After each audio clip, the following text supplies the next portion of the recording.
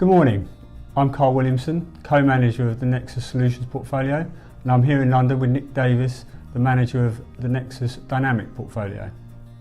So, the steady state that David Miller alluded to last month was abruptly interrupted as the trade spat between the US and China escalated due to tariff hikes and increased threats from both countries. This was further escalated on a different front with Mexico.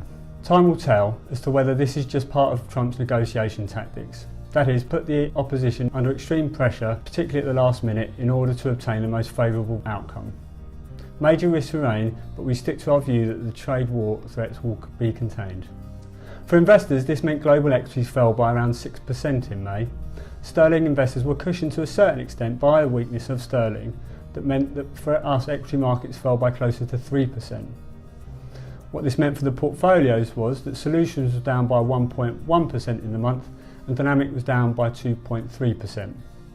Both funds are still up for the year, with Solutions up 7.7% and Dynamic up 11.34%.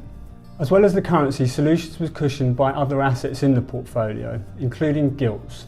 A new position was opened up in a gilt that redeems in 2037 at the beginning of the month, and by the end of the month this had returned close to 4%. Gold also added value with the weakness of sterling. Several stocks did have a good month, including Cellnex and Adidas. We did reduce Cellnex towards the end of the month, and at the beginning of the month we did reduce exposure to US technology stocks to fund the gilt purchase. Now I'm going to hand over to Nick, who's going to talk about some of the things he's been doing in Dynamic. Hello. Following from last month, David talked about the cost of money and how this is going to look going forward. He alluded to the fact that potentially there could be further rate cuts this year across the UK and in the US.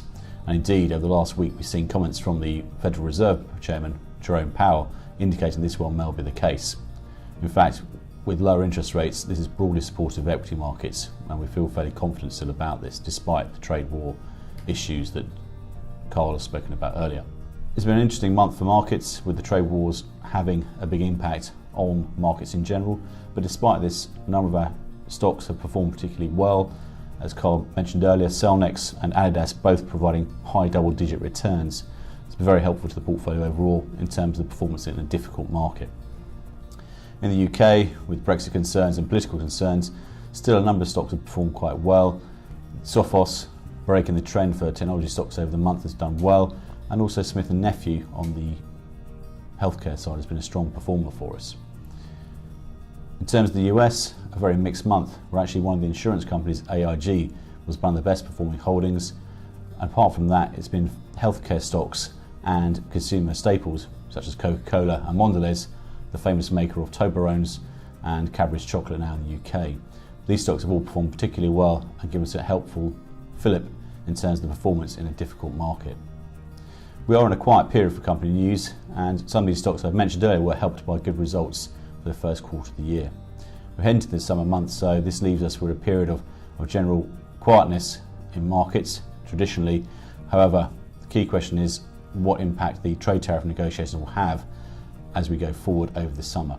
The G20 meeting at the end of June could provide the opportunity for some positive outcomes of these trade meetings, and hopefully Mr. Trump will find a more positive tone between him and Mexico, Europe and the Chinese, and we can see some positive moves in this direction. So thank you for listening to me and Carl today, and I hope you enjoy listening to David next month.